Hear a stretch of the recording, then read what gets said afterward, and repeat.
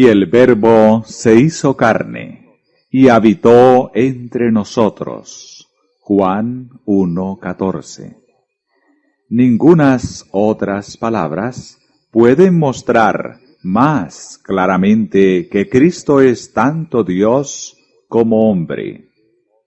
Originalmente solo divino, Él tomó sobre sí la naturaleza humana y pasó por entre los hombres tan solo como un mortal común, excepto en esos momentos cuando su divinidad destelló, como en la ocasión de la limpieza del templo, o cuando sus palabras quemantes de verdad sencilla forzaban aún a sus enemigos a confesar que nunca hombre habló como este hombre.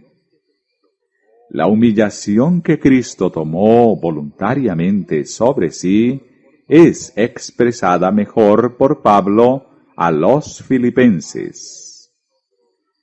Haya en vosotros el mismo sentir que hubo en Cristo Jesús, quien, aunque era de condición divina, no quiso aferrarse a su igualdad con Dios, sino que se despojó de sí mismo, tomó la condición de siervo, y se hizo semejante a los hombres. Y al tomar la condición de hombre, se humilló a sí mismo, y se hizo obediente hasta la muerte, y muerte de cruz. Filipenses 2, versos 5 al 8. Lo que se ha expresado anteriormente hace este texto mucho más claro de lo que es en la versión común. La idea es de que, aunque Cristo era en la forma de Dios, siendo el resplandor de su gloria, la misma imagen de su ser real, Hebreos 1:3, teniendo todos los atributos de Dios, siendo el Rey del universo, y aquel a quien todo el cielo se deleitaba en honrar, Él no pensó que ninguna de estas cosas eran deseables, mientras que los hombres estaban perdidos y sin fuerza. Él no podía disfrutar de su gloria mientras el hombre fuera un paria, sin esperanza. Así que se despojó de sí mismo, se despojó de todas sus riquezas y su gloria, y tomó sobre sí la naturaleza del hombre para poder redimirlo. Y así podemos reconciliar la unidad de Cristo con el Padre con la declaración: mi Padre es mayor que yo. Es imposible para nosotros entender cómo pudo Cristo, como Dios, humillarse a sí mismo a la muerte de la cruz. Y es peor que inútil para nosotros especular al respecto. Todo lo que podemos hacer es aceptar los hechos, como se les presenta en la Biblia. Si el lector encuentra difícil armonizar algunas de las declaraciones en la Biblia concernientes a la naturaleza de Cristo, acuérdese de que sería imposible expresarlo en términos que permitiera a las mentes finitas comprenderlo todo. Así como el injerto de los gentiles a la raíz de Israel es contraria a la naturaleza, tanto más de la economía divina es un paradoja a la comprensión humana. Otros textos que citaremos nos traerán más de cerca el hecho de la humanidad de Cristo y lo que significa para nosotros. Ya hemos leído que el Verbo se hizo carne, y ahora leeremos lo que dice Pablo concerniente a la naturaleza de esa carne. Porque lo que era imposible a la ley, por cuanto era débil por la carne, Dios, al enviar a su propio Hijo en semejanza de carne de pecado, y como sacrificio por el pecado, condenó al pecado en la carne, para que la justicia que quiere la ley se cumpla en nosotros, que no andamos conforme a la carne, sino conforme al Espíritu. Romanos 8, 3 y 4. Poco pensar será necesario para mostrar a cualquiera que si Cristo tomó sobre sí mismo la semejanza de hombre, para que pudiera redimir al hombre, tuvo que haber sido el hombre pecaminoso, al que fue hecho semejante, puesto que fue al hombre pecaminoso que él vino a redimir. La muerte no podía tener poder sobre un hombre inmaculado, como fue Adán en el Edén, y no pudo haber tenido ningún poder sobre Cristo, si el Señor no hubiera puesto en él la iniquidad de todos nosotros. Más aún, el hecho de que Cristo tomó sobre sí la carne, no de un ser inmaculado, sino de uno pecaminoso, esto es, que la carne que él asumió tenía todas las debilidades y tendencias pecaminosas, a las cuales la naturaleza humana caída está sujeta. Se ve por la declaración de que él fue hecho de la simiente de David, según la carne. David tenía todas las pasiones de la naturaleza humana.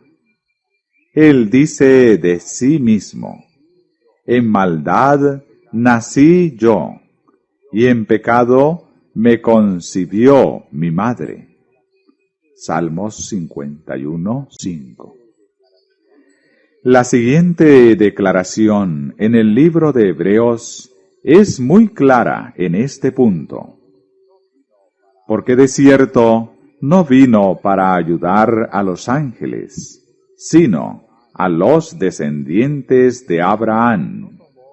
Porque de cierto no tomó sobre él la naturaleza de los ángeles, sino que tomó sobre él de la descendencia de Abraham. Versión revisada. Por eso, debía ser en todo semejante a sus hermanos, para venir a ser compasivo y fiel sumo sacerdote ante Dios, para expiar los pecados del pueblo. Y como él mismo padeció al ser tentado, es poderoso para socorrer a los que son tentados. Hebreos 2, 16 al 18. Si él fue hecho en todas las cosas semejante a sus hermanos, entonces tuvo que haber sufrido todas las debilidades y haber estado expuesto a todas las tentaciones de sus hermanos. Dos textos más que muestran este punto claramente serán suficiente evidencia en este punto. Primero citamos 2 de Corintios 5, 21. Al que no tenía pecado, Jesús, Dios lo hizo pecado por nosotros, para que nosotros seamos hechos justicia de Dios en él. Esto es más fuerte que la declaración de que él fue hecho en semejanza de carne de pecado. Él fue hecho pecado, Aquí está el mismo misterio, como el de que el Hijo de Dios debiera morir. El Cordero Inmaculado de Dios, que no tenía pecado, fue hecho pecado. Sin pecado, sin embargo, no solamente contado como pecador, sino en realidad tomando sobre sí la naturaleza pecaminosa. Él fue hecho pecado para que nosotros seamos hechos justos.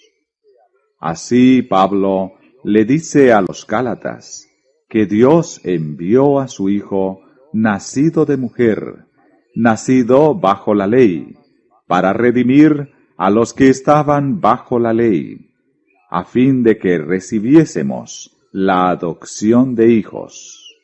Gálatas 4, versículo 4 y 5. Y como él mismo padeció al ser tentado, es poderoso para socorrer a los que son tentados. Porque no tenemos un sumo sacerdote incapaz de simpatizar con nuestras debilidades, sino al contrario, fue tentado en todo, según nuestra semejanza, pero sin pecado. Acerquémonos, pues, con segura confianza al trono de la gracia, para alcanzar misericordia y hallar gracia para el oportuno socorro. Hebreos 2:18, capítulo 4, versos 15 y 16. Un punto más, y entonces podremos aprender la lección completa que debemos aprender del hecho de que el Verbo se hizo carne y habitó entre nosotros. ¿Cómo fue que Cristo pudo haber sido así rodeado de flaqueza? Hebreos 5:2. Y sin embargo, ¿no conocer el pecado? Algunos han pensado, leyendo hasta aquí, que hemos estado depreciando el carácter de Jesús, por traerlo bajo al nivel del hombre pecaminoso. Al contrario, estábamos simplemente exaltando el poder divino de nuestro bendito Salvador, quien él mismo descendió voluntariamente al nivel del hombre pecaminoso, para que pudiera exaltar al hombre a su propia pureza inmaculada, la cual retuvo bajo las circunstancias más adversas. Su humanidad solamente veló su naturaleza divina, por lo cual estaba conectado inseparablemente con el Dios invisible, y que fue más que capaz, con todo éxito, de resistir la debilidad de la carne. Hubo en toda su divinidad una lucha. La carne, afectada por el enemigo de toda justicia, tendía a pecar. Sin embargo, su naturaleza divina nunca vaciló por un momento. Habiendo sufrido en la carne todo lo que la humanidad puede posiblemente sufrir, regresó al trono del Padre, tan inmaculado como cuando dejó las cortes de gloria. Cuando estuvo en la tumba, bajo el poder de la muerte, fue imposible que fuera posesionado de ella, porque él no tenía pecado. Pero alguien dirá, no encuentro consuelo en esto para mí. Para estar seguro tengo un ejemplo, pero no lo puedo seguir, porque no tengo el poder que Cristo tuvo. Él fue Dios, aun mientras estuvo aquí en la tierra. Yo no soy sino un hombre. Sí, pero usted puede tener el mismo poder que él tuvo si lo desea. Él estuvo rodeado con la flaqueza. Sin embargo, él no tenía pecado. Por el poder divino, habitando constantemente en él. Ahora escuchen las palabras inspiradas del apóstol Pablo y aprendan lo que es nuestro privilegio obtener.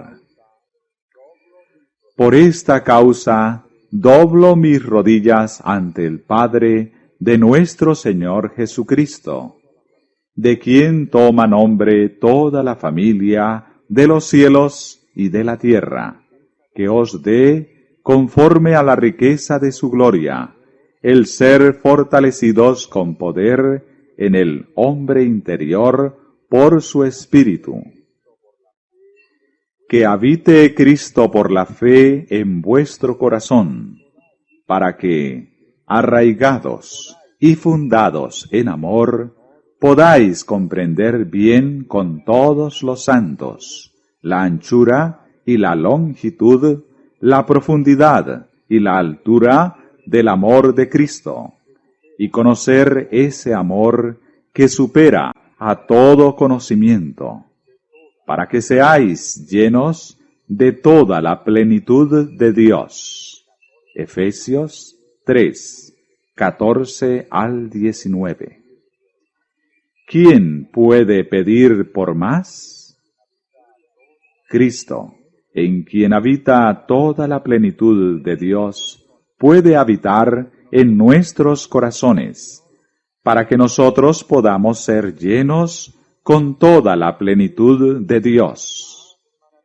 ¡Qué promesa más maravillosa! Él es tocado con el sentimiento de nuestra flaqueza. Esto es, habiendo sufrido todo lo que la carne pecaminosa hereda, Él lo sabe todo, y tan de cerca Él se identifica con sus hijos, que cualquiera cosa que pesa sobre ellos hace una impresión igual sobre Él. Y Él sabe cuánto poder divino es necesario para resistirlo. Y si tan sinceramente deseamos negar la impiedad y deseos mundanos, Él puede y ansía darnos poder para hacer infinitamente más que todo cuanto pedimos o entendemos. Todo el poder que Cristo tenía habitando en Él por naturaleza, podemos tenerlo habitando en nosotros por gracia, porque Él nos la confiere abundantemente. Entonces, anímense las almas cansadas, débiles y oprimidas por el pecado. Permítaseles acercarse con segura confianza al trono de la gracia, donde están seguros de encontrar gracia para ayuda en hora de necesidad, porque esa necesidad es sentida por nuestro Salvador en la misma hora de la necesidad. Él es tocado con el sentimiento de nuestra flaqueza. Si fuera simplemente que Él sufrió 1800 años atrás, pudiésemos temer que Él haya olvidado algo de la flaqueza. Pero no, la misma tentación que lo oprime a usted, lo toca a Él. Sus heridas están siempre frescas, y vive siempre para hacer intercesión por usted. ¡Qué maravillosas posibilidades hay para el cristiano! ¿Qué alturas de santidad puede obtener? No importa cuánto pueda Satanás guerrear contra él, asaltándolo donde la carne es más débil. Él puede habitar bajo la sombra del Todopoderoso y ser lleno con la plenitud del poder de Dios. El que es más fuerte que Satanás puede vivir en su corazón continuamente, y por lo tanto, mirando a los asaltos de Satanás como desde una gran fortaleza, él puede decir: puedo hacer todas las cosas a través de Cristo, que me fortalece.